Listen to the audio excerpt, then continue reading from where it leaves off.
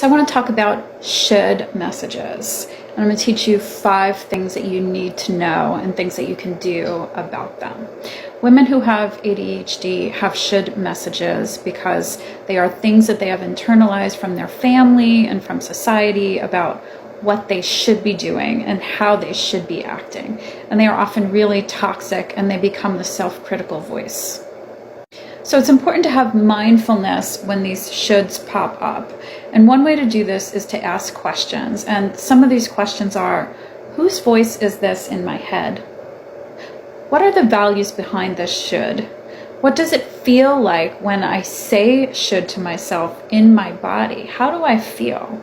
If you explore these things and you realize these values aren't yours, then you can work on discarding them. But if you realize it is a value of yours, you can start to ask yourself, what kind of different language can you use?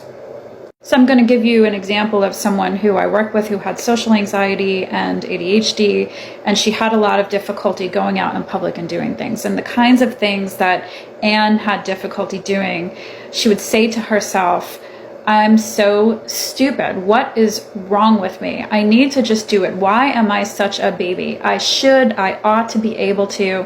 I should just do these things. Now, when she said these things, like they probably do to you, they just made her feel worse. And so what we worked on doing was replacing these thoughts and this internal language with more compassionate and kind language. So here's how this goes. I'm experiencing fear and I wish I wasn't. I'm afraid, but many people struggle with the same issue. I'm doing my best. I need to work on being kind and patient and accepting myself. So practicing self-compassion with your shoulds and changing your internal language is a really important thing to do.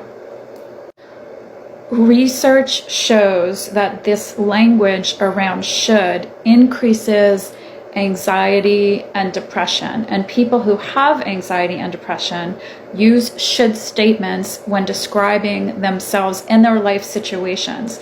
And it increases symptoms of avoidance, which fuels anxiety and depression, and specifically panic.